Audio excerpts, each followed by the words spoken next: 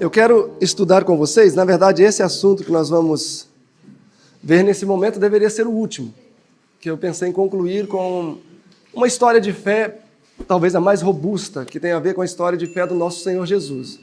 Mas, como hoje também é sábado, um momento especial, então eu vou tentar se passar a última palestra para esse momento, e a de ontem, que eu comecei e não concluí, eu termino amanhã. E eu gostaria de fazê-lo a partir de Apocalipse 5.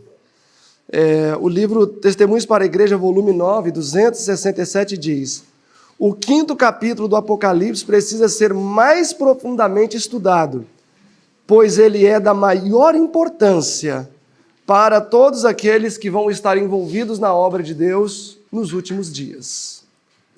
Então, assim, eu sempre li esse capítulo, sempre estudei, e, de fato, nunca consegui encontrar toda a relevância que esse texto diz, que esse capítulo deve ser mais profundamente estudado, mais amplamente lido, e ele é de profunda relevância para aqueles que estarão engajados na obra nos últimos dias.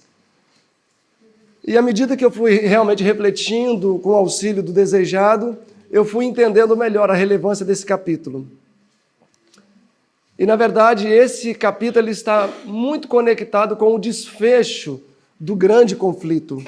Então, para começar, eu quero fazer uma leitura do capítulo 5. Abram aí, Apocalipse capítulo 5.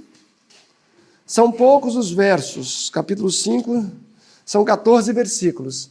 Então, eu gostaria que vocês colaborassem comigo. 1, 2, 3, e à medida que for avançando, vamos ler em alto e bom tom. Vamos ler todo o capítulo. Então, alguém pode começar. 5, verso 1, 5, verso 2, e vamos... Vi a besta que estava sentado sobre o trono, Não, livro escrito por dentro e por fora, selado com 7 selos. Verso 2. E ouvi um forte anjo proclamando em alta voz: quem é digno de abrir o livro e romper os seus selos? E nenhum homem no céu, nem na terra, nem debaixo da terra, era capaz de abrir o livro, nem olhar para ele. E eu chorava muito, porque ninguém for achado digno de abrir o livro, nem de o ler, nem de olhar para ele.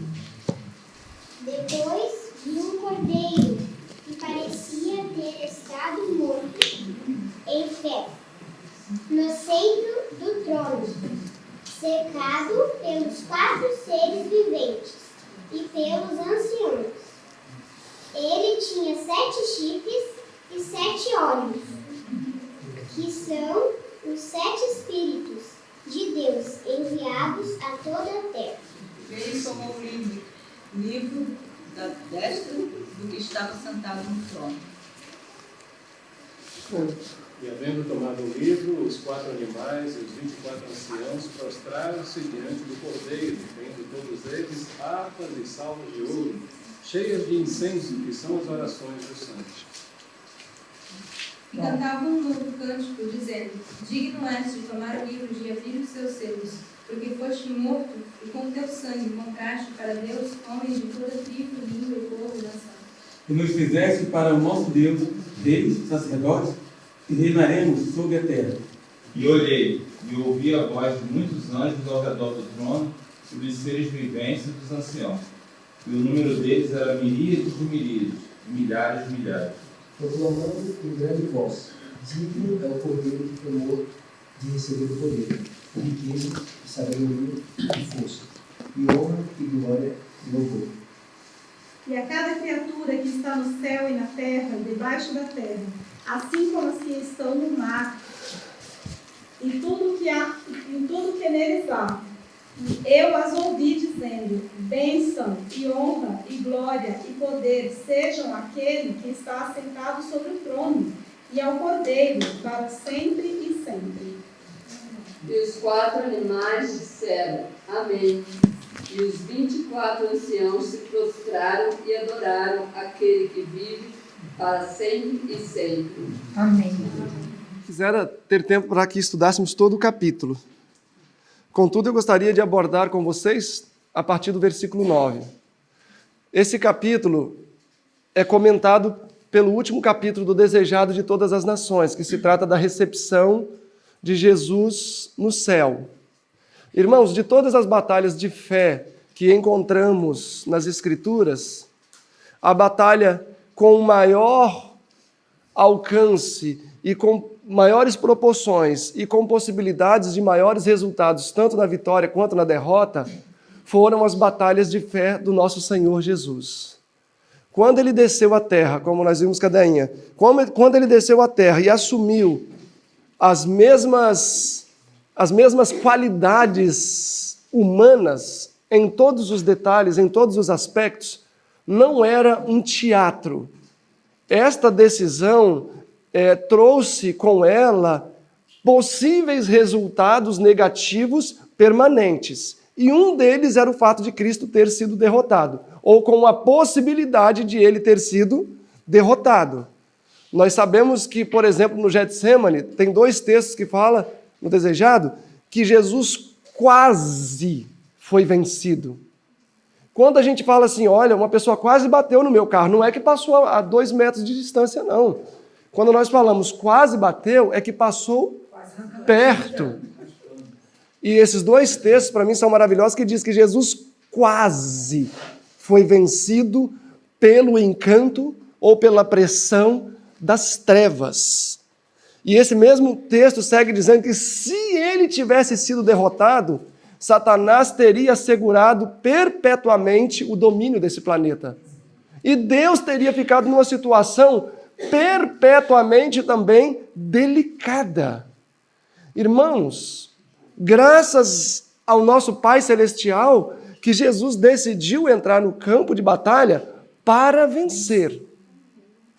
Tanto que quando ele estava prestes a depor a sua vida, o texto inspirado diz que ele não conseguia enxergar além da tumba. Ele pensou, eu vou entrar aqui e nunca mais vou sair.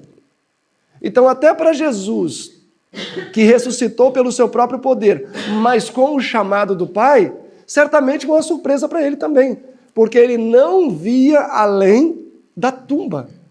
O mais longe que a visão do nosso Senhor alcançava era a tumba.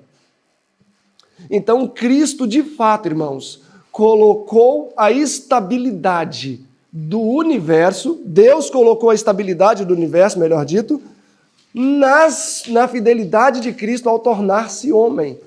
Ele foi essencialmente homem, ele lidou e trabalhou com as mesmas ferramentas que nos são disponíveis, para que nós pudéssemos ter a possibilidade também de termos a mesma vitória. A beleza do sacrifício de Cristo reside no risco que ele correu. Porque se não fosse o risco, que beleza ia ter? Não teria beleza. Justamente a beleza e a grandiosidade do sacrifício de Cristo tem um fundamento só, chamado risco. Se ali tem um muro de 5 metros de altura, impossível alguém passar. E aí a Deinha está aqui e ela vê que lá vem um touro lá, um muro dessa largura, de concreto chapado. Aí só tem um buraquinho. Ela olha, Silver, está vindo um boi lá, você me ajuda? Claro, Deinha, vem cá, fica tranquilo. Existe mérito nessa atitude minha ou nessa... Não existe, porque o boi não vai passar pelo muro. O boi não vai feri-la. Mas e se tivéssemos nós dois no pasto ali, sem uma árvore como abrigo? E ela fala, Silvia, eu preciso de proteção. E eu a protejo daquele touro selvagem.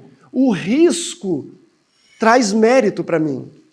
O mesmo aconteceu com Jesus. O que trouxe mérito, o que trouxe beleza, o que trouxe profundidade e estabilidade foi o fator risco. Ele pôs em risco o reino, ele pôs em risco a estabilidade do universo. Irmãos, vocês já pararam para pensar se Jesus tivesse cedido à tentação? O que os anjos não iam falar lá no céu? Olhar para Deus e falar, realmente, se nem ele venceu, como é que você espera que os homens vençam? Isso é uma utopia. A semente de dúvida, que até então era presente na mente dos anjos, porque Deus não é arbitrário, ele trabalha com persuasão e convencimento, e não com imposição. O que teria acontecido com essa semente de dúvida, na mente de todo o universo que tudo acompanha? Eles iam falar, olha, realmente Lúcifer teve muito discernimento. Se nem o próprio Filho de Deus, claro que encarnado, mas se nem o próprio Filho de Deus, que conhecia muito bem os resultados do pecado pôde vencer, que possibilidade teríamos nós de ter alguma vitória? Nenhuma. Jesus nunca teria saído daquela tumba, estaria lá até hoje. E a raça humana, se já não tivesse sido extinta, ela estaria até hoje sob o governo de Satanás. O céu teria sido manchado com uma mancha que a eternidade não ia remover. Eu não acredito que o universo iria se desfazer como um átomo. Puf. Mas nós não sabemos o que teria acontecido. Então Jesus colocou tudo em jogo. Tudo, tudo, tudo. E veio a esse planeta com um único propósito: vindicar os reclamos da lei de Deus, como a Dainha mostrou. A lei reclama a morte do transgressor.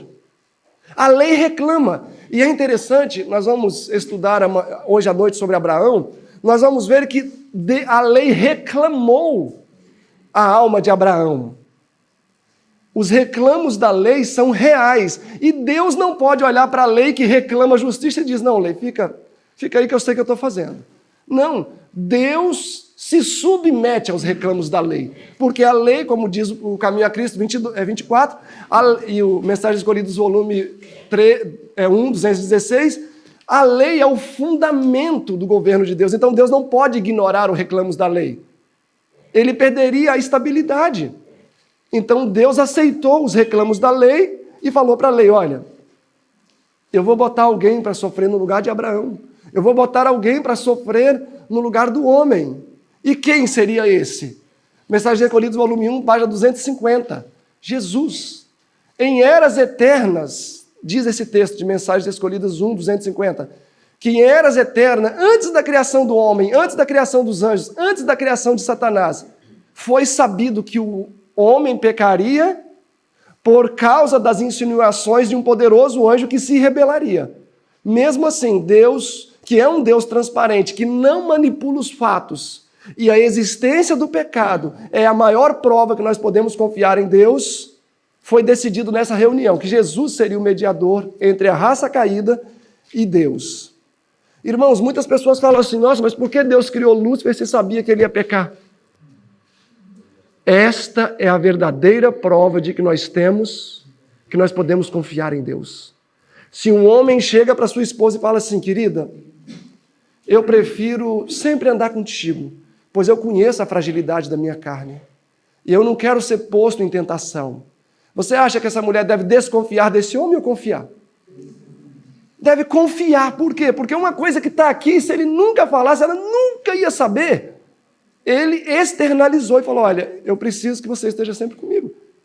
Mas aquele que fica aqui quietinho, tem as suas tentações, as suas fraquezas e um túmulo à boca, não fala. Ele não é confiável. Quando Deus, mesmo sabendo da existência, da possibilidade de queda de Lúcifer, e para Deus não era possibilidade, era um fato, porque Deus sabe das coisas, ainda assim ele seguiu o plano de criar Lúcifer. Isso quer dizer, Joelson, que nós podemos confiar plenamente em Deus, que Ele nunca vai nos enganar. Se Ele não tivesse criado Lúcifer, alguém aqui ia saber que ele teria sido criado um anjo que se rebelaria? Uma prova do amor de Deus também por nós, né? Por todos os seres que Ele criou. Exatamente, uma prova do amor de Deus. Ele não manipula os fatos. Meus irmãos, Deus encara as batalhas, porque nada podemos contra a verdade senão pela verdade. Jesus foi eleito para vir a esse mundo. Sofreu, padeceu. Com amor, ele venceu os conflitos que ele teve que enfrentar. E eu gostaria, nessa manhã, de estudar com vocês o desfecho dessa história. E talvez para mim seja um dos pontos mais emocionantes da trajetória de Cristo. É quando ele realmente recebe a aprovação do Pai de que sua batalha fora bem-sucedida, de que, de fato, ele saiu vitorioso para vencer. E por isso ele é digno de toda adoração, toda honra, toda glória e todo louvor. Olhem comigo aí o livro de Colossenses. Vamos ser dinâmicos.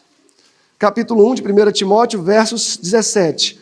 Ora, ao Rei dos séculos, imortal e invisível. Por que Deus é invisível? 1 Timóteo 6 responde. 1 Timóteo 6, 1,17 diz ao Rei dos séculos, imortal e invisível. 6,16. Aquele que ele só tem a imortalidade e habita em luz inacessível. Deus é invisível porque ele habita em um estado de inacessibilidade. Palavra grandona, né? Inacessibilidade, que não se pode ter acesso. Colossenses capítulo 1. Se Deus vive num estado de inacessibilidade, alguém precisa ver Deus.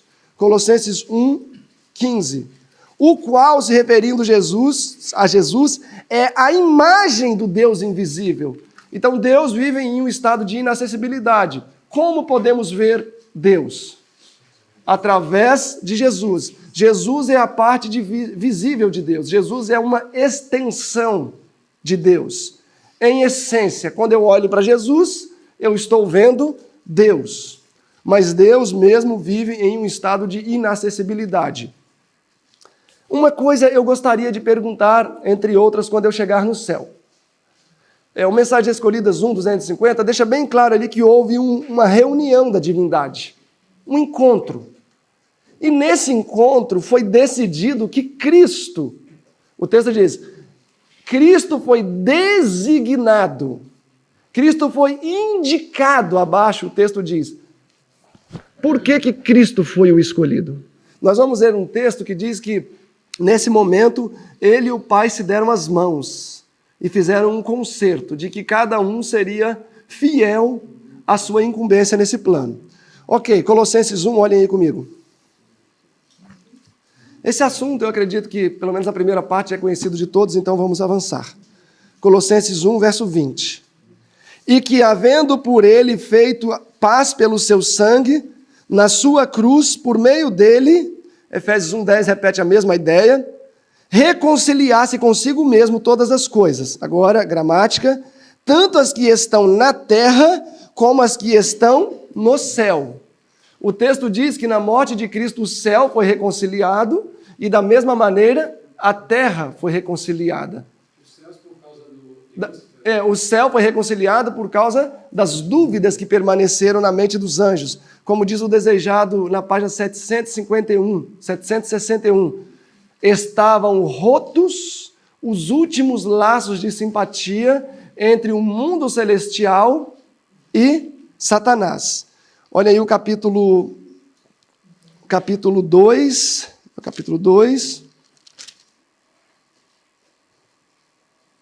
Deixa eu ver o capítulo 2, versículo 14. E havendo riscado a célula que era contra nós nas suas ordenanças, a qual de alguma maneira nos era contrária, e atirou do meio de nós, cravando-a na cruz, referindo-se à morte de Jesus. 15. E despojando os principados e potestades, os expôs publicamente. Então, o que acontece com Satanás e seus anjos na cruz? Eles são expostos publicamente. Satanás foi aqui exposto como um homicida, como um terrorista, como um mentiroso, como um enganador. E ele foi exposto publicamente. A semente de dúvida que outrora estava na mente dos anjos foi rompida. Não só isso, irmãos. Olhem só esse texto aqui. Prestem atenção também à gramática do texto. 761. O homem, se referindo à cruz, o homem, bem como os anjos, aqui os anjos celestiais, devia haver o contraste entre o príncipe da luz e o das trevas. Cumprir-lhes-ias a quem? Homens e anjos. Cumprir-lhes-ia escolher a quem serviriam. Então, na cruz, o que os anjos, mesmo no céu, tiveram que fazer? Escolher. Irmãos, tem gente que diz assim que até a cruz os demônios tiveram vontade tiveram ainda oportunidade para o céu. Claro que não, mas esse texto diz que até a cruz existia a possibilidade de anjo ter que descer de lá para cá. E na cruz eles tiveram que tomar uma decisão. ou eles continuavam acariciando pensamentos e dúvidas, ou eles teriam que romper com esses pensamentos e dúvidas. Irmãos, por isso que Cristo teve que agir da maneira que agiu. Ele não poderia correr o risco de perder nem sequer mais um anjo. Se Jesus não tivesse sido bem-sucedido na sua performance como redentor do homem e também redentor dos anjos, poderiam ter existido mais perdas. E a dúvida permaneceria. Então, quando Jesus veio à Terra, como diz o Patriarca 67, 68, existia algo mais vasto do que somente a salvação do homem. Mesmo os anjos estavam em perigo, até a cruz. A cruz foi o ponto-chave da história do universo. Olhem esse texto, eu não trouxe o meu Verdade sobre os Anjos, mas eu tirei uma foto aqui. Olhem esse texto que fabuloso. Verdade sobre os Anjos 205 diz assim: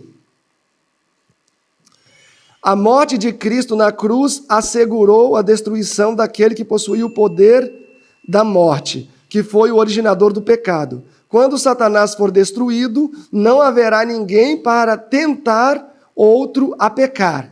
A expiação jamais necessitará ser repetida e não exigirá o risco de uma nova rebelião no universo de Deus. A única medida capaz de vencer o pecado neste mundo de trevas evitará que novamente o pecado brote no céu. O significado da morte de Cristo será percebido por anjos lá no céu.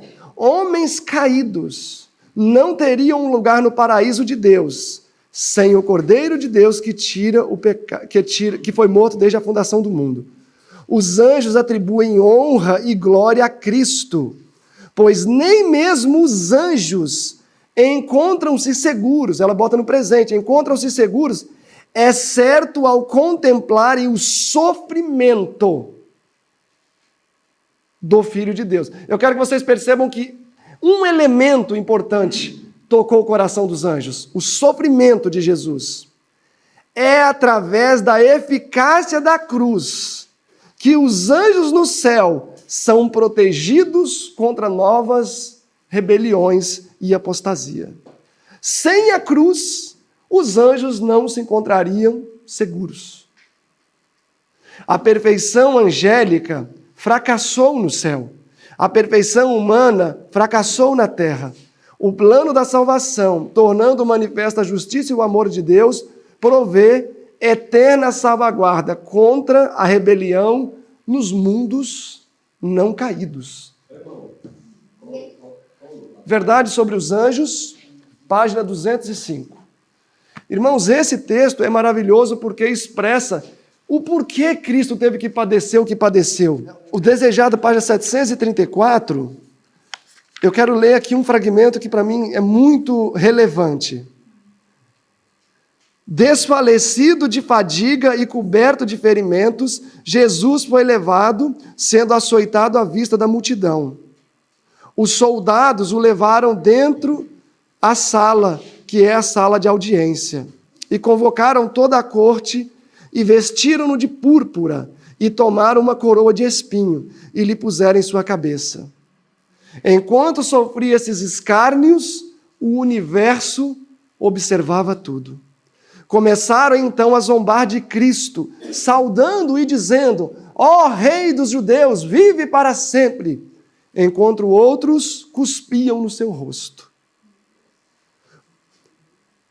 Outros estavam de joelhos. Por vezes, mão perversa arrebatava uma cana, um cacetete, e lhe batiam forte na cabeça, fazendo com que os espinhos da coroa cravassem na sua fronte e grossas gotas de sangue que corriam pelo seu rosto e pingavam por sua barba.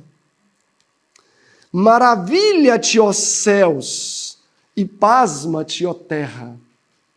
Irmãos, isso era necessário, porque somente desta maneira o coração do homem poderia ser tocado.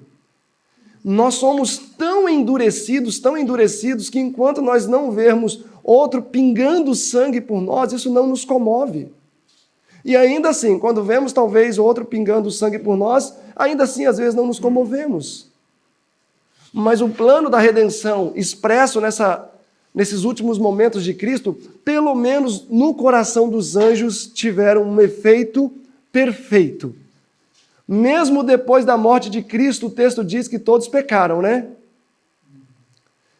E depois da morte de Cristo, quantos anjos pecaram? Nenhum. Essa é a diferença entre homem e anjo. Os anjos aceitaram plenamente a provisão feita pelo sacrifício de Cristo. Nenhum se rebelou mais. Mas nós somos uma raça tão obstinada, e como a Dainha está mostrando, né, realmente não tem como a gente bater no nosso peito e dizer nada.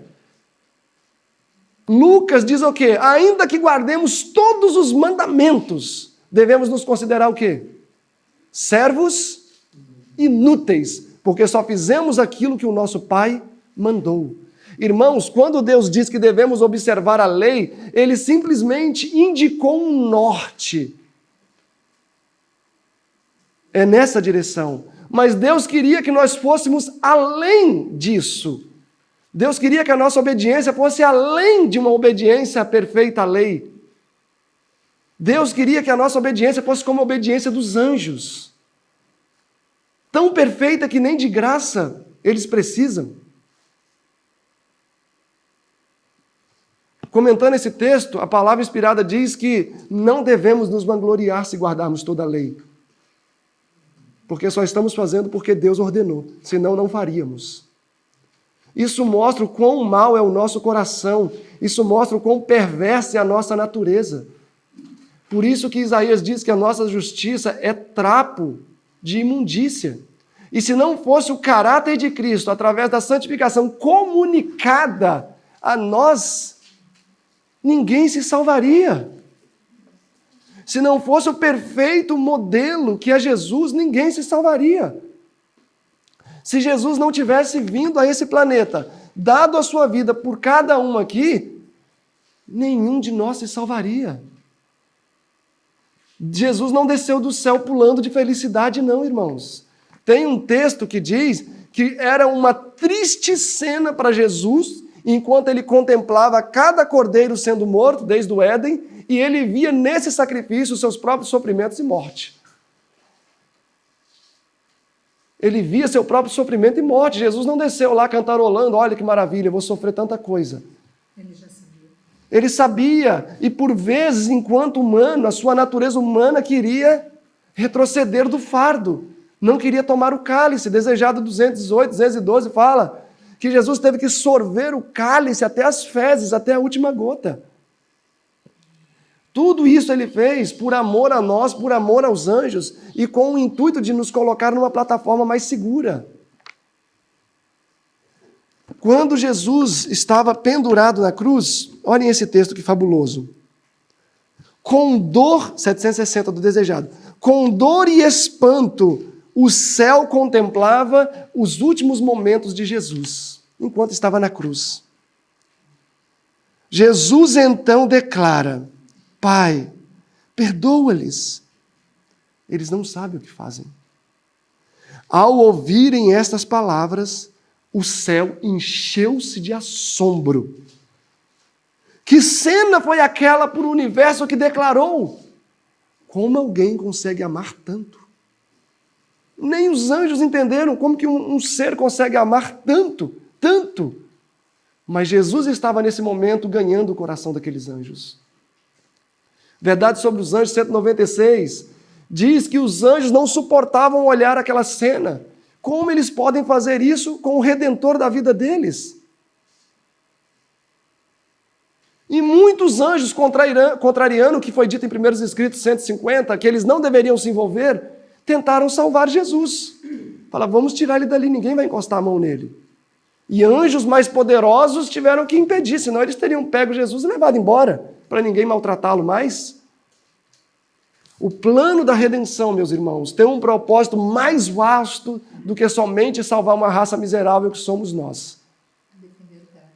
É defender o caráter de Deus, é trazer estabilidade ao universo. Às vezes, pelo fato de Cristo ter morrido por nós, nos colocamos em uma plataforma muito exclusiva. Mas a Bíblia nos coloca no nosso lugar. Miseráveis, pobres, cegos, nus. Miserável homem que sou, quem me livrará do corpo dessa morte? O ser humano, meus irmãos, sem o Espírito Santo, que não é nosso, mata pessoas. Pica, põe na geladeira e todo dia come um pedaço. Esse é um ser humano sem o Espírito Santo. E essa linha divisória vai ficar cada vez mais clara. Cada vez mais clara. Apocalipse 14 diz que o homem vai amadurecer. A primeira messe vai ser recolhida para o celeiro celestial. A segunda messe vai ser lançada num lago de fogo, ser pisado. Maranata, comentando esses textos, diz que o homem vai estar perfeitamente amadurecido. Quer seja para o bem, quer seja para o mal. Talvez aquilo que eu ouço agora e traz até coceira no meu ouvido, fala, meu pai, eu jamais teria coragem de fazer isso com uma criança ou com um outro ser humano. Nós vamos fazê-lo com satisfação. Olhemos para Deuteronômio 28. Olhemos para Lamentações 4, ali 5, que fala sobre o cerco de Jerusalém, o ano 70, onde diz que os pais e as mães comiam os próprios filhos. Eles haviam rejeitado a chuva temporânea e não a receberam. Spalding-Maguire, página 11 ou 13, diz que a chuva serôdia é 10 vezes mais poderosa. Eles rejeitaram a chuva temporã, fizeram isso com seus filhos. Nós, se rejeitarmos a chuva serôdia, que seria muito mais poderosa, piores coisas vamos fazer.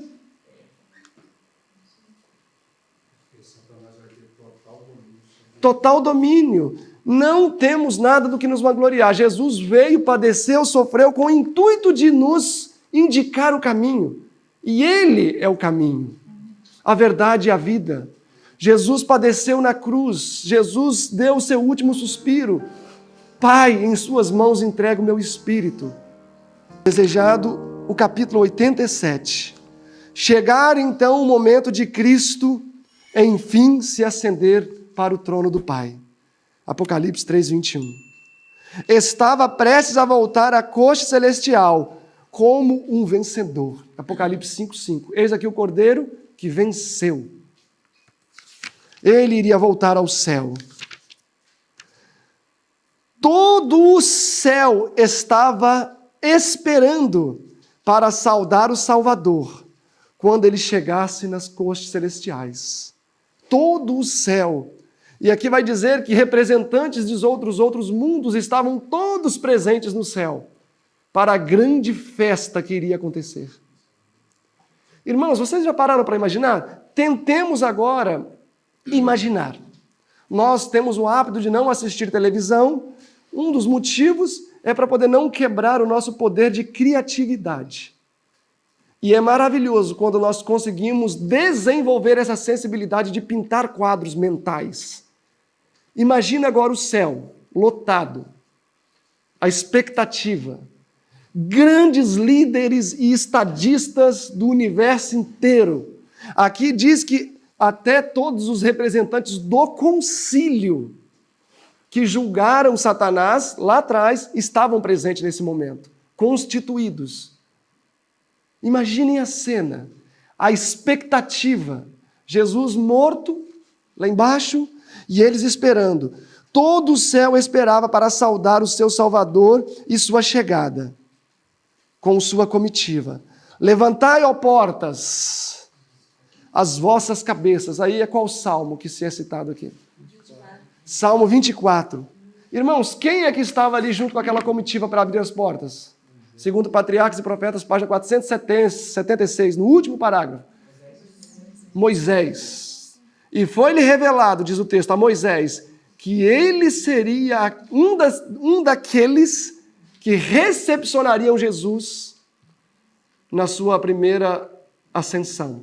Moisés estava ali, que privilégio. Ali, congregado, está o trono, e ao redor do trono o arco-íris. Você lembra Apocalipse 4, verso 3? Ali estão querubins. Lembra de Apocalipse 4? Os seres viventes com olhos.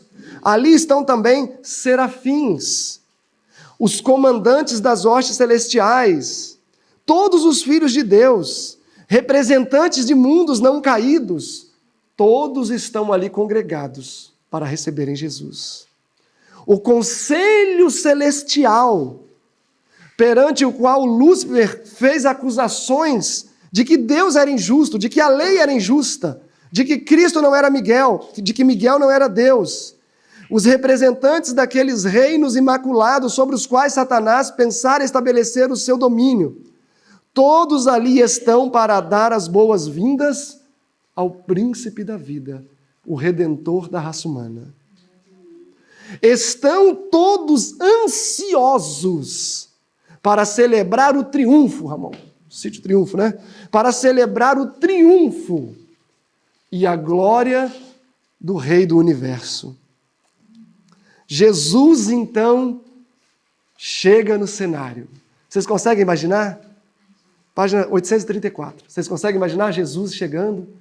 Todo o céu congregado igual aqui, todo mundo naquela expectativa, corações fribilantes agora de amor, porque viram a que ponto Jesus chegou por suas criaturas, agora homem e anjo, correu o risco de morrer, a morte eterna, porque qual morte Jesus morreu? A Dainha falou, morte eterna. Se ele não ressuscita, logo ele teria sofrido a penalidade, e aí não teríamos mais uma divindade de 3, mas de 2. Mas ele superou. Mas ele, quando ele chega ao céu, todos querem correr para adorá-lo. Mas ele detém e faz um gesto com a mão. Ainda não, ainda não.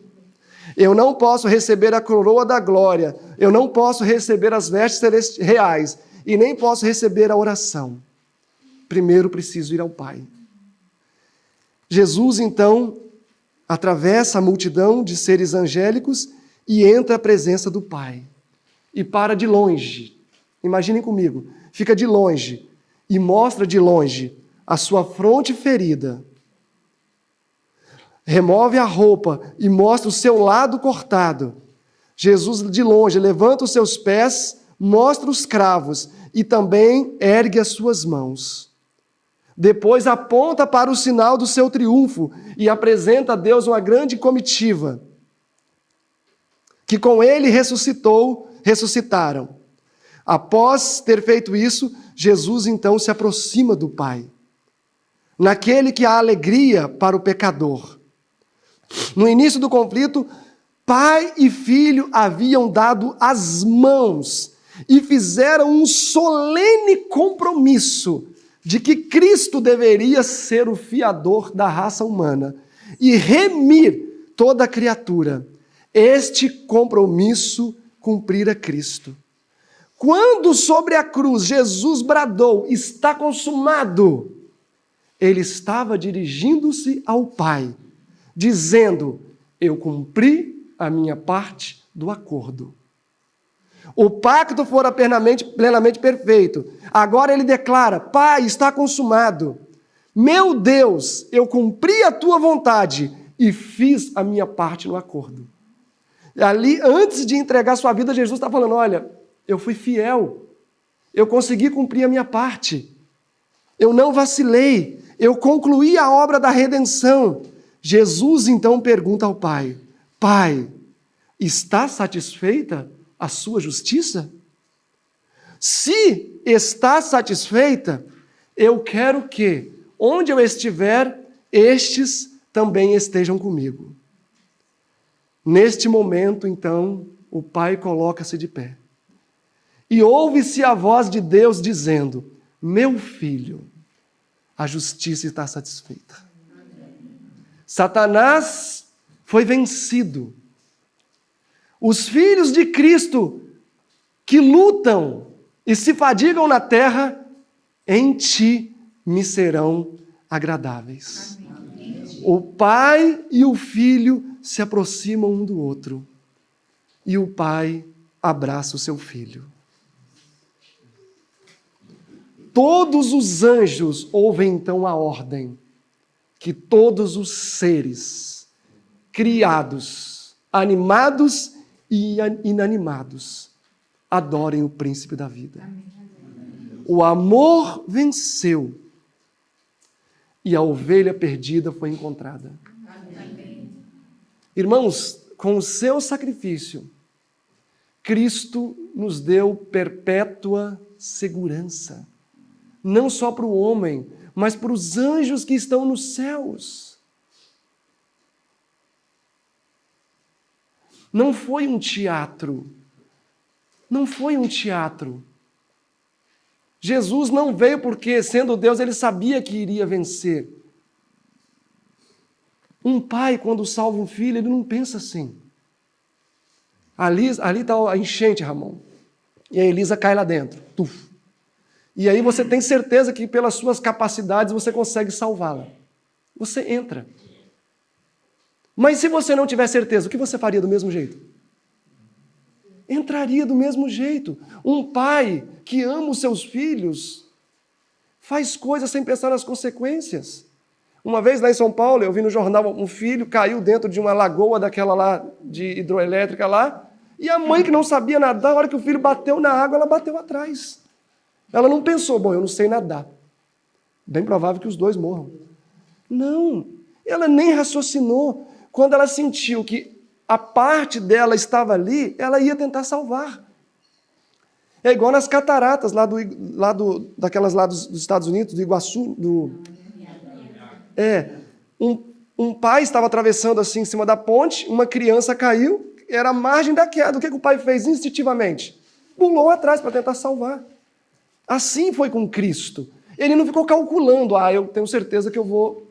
Não, Jesus sabia que na sua humanidade ele correria o risco de ser vencido. Mas se ele não tivesse feito isso, de todo jeito o universo teria sido comprometido. Como é que um Deus de amor ia viver lá em cima enquanto nós iríamos viver aqui afadigados pelo pecado? Ou seja, se eu não vou, sofrimento. Se eu vou, sofrimento. Se eu vou e não consigo obter a vitória que é necessária, sofrimento. O pecado traz sofrimento. E se nós entendemos que o pecado traz sofrimento, talvez seria a maior motivação para que com os nossos lábios não venhamos a pecar contra o nosso Senhor. Era olhando o objetivo de sua missão que Cristo manteve-se puro, íntegro e santo. Mas muitas vezes o Ramon não quer pular na água para salvar a Elisa. Ou seja, muitas vezes a gente não olha nessa perspectiva nem para salvar os nossos filhos. Eu quero fazer o que é melhor para mim. Uma vez lá em São Paulo, um irmão que ele vivia lá, ele foi para o campo, aí a criança foi menorzinha e amava, aí voltou para São Paulo. E aí um dia o Aquiles, até que conta essa história, o Aquiles chegou lá, falou, e você voltou? Ele falou, voltei.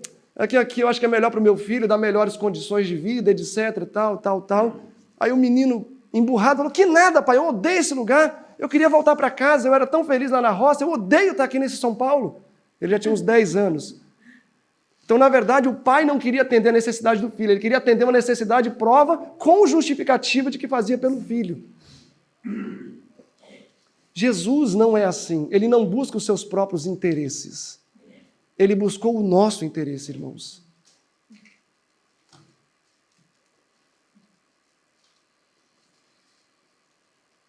O que nós estamos dispostos a fazer diante dessa prova de amor?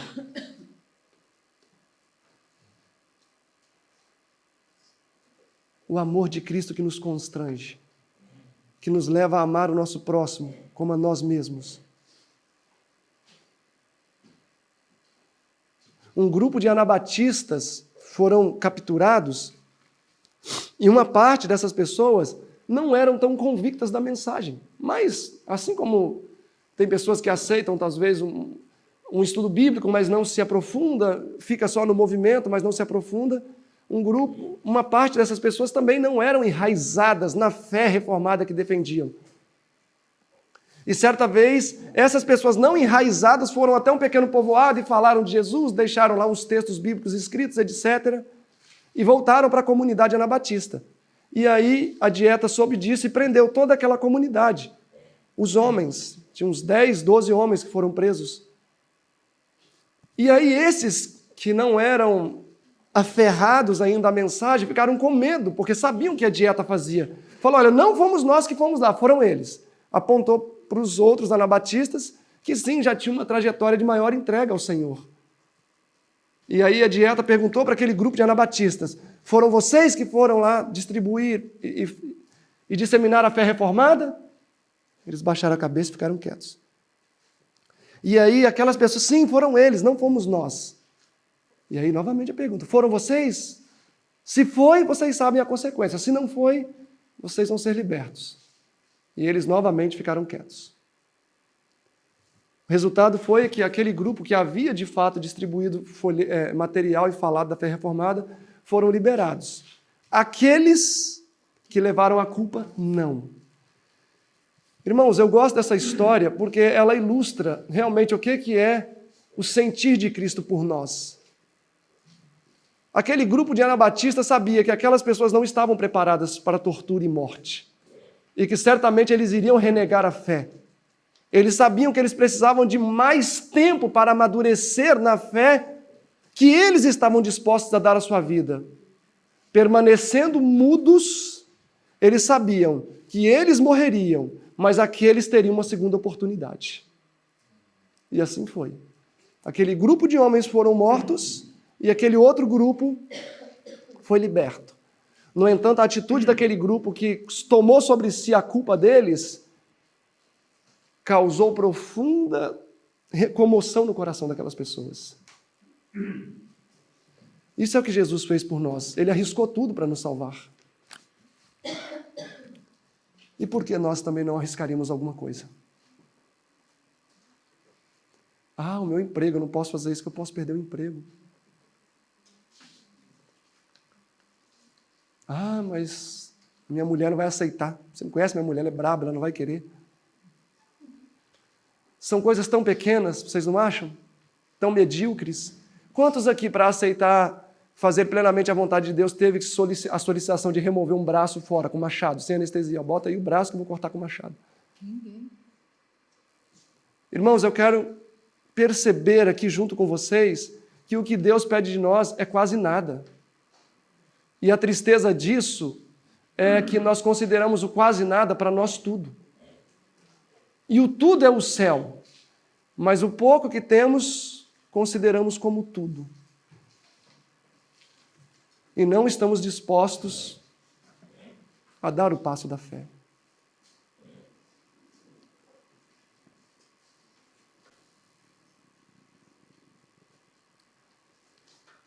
Que possamos a semelhança dos anjos que aceitaram a mensagem.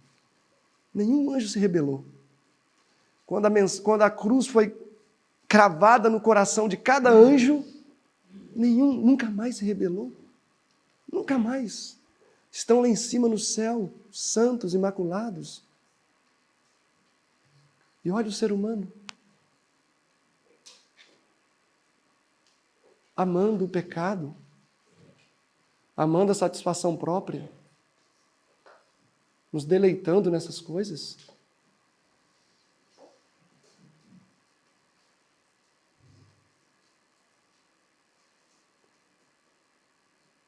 Vocês permitem que nessa manhã a cruz do Calvário seja cravada no coração de cada um aqui?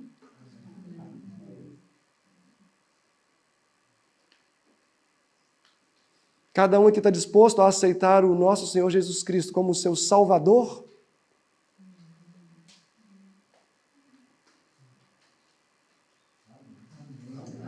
O sacrifício já foi feito. E basta declararmos, já não vivo mais eu.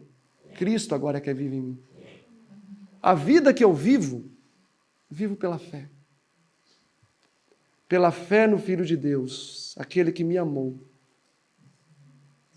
E como prova desse amor se entregou por mim. Se entregou por mim. Que Deus abençoe, meus irmãos, cada um de vocês. E que assim como a cruz do Calvário, que foi cravada na mente dos anjos, possa ser cravada também em nossa mente nessa manhã. Amém. Nosso Salvador Jesus, que habita nos mais altos céus,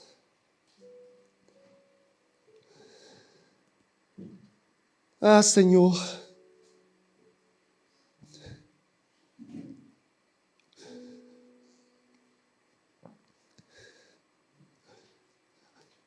ajuda-nos a fazer a mesma festa que os seres celestiais fizeram quando te receberam, ao nós recebermos o Senhor em nossa vida. A mesma eficácia da cruz para os seres celestiais, que seja também a mesma eficácia na nossa vida.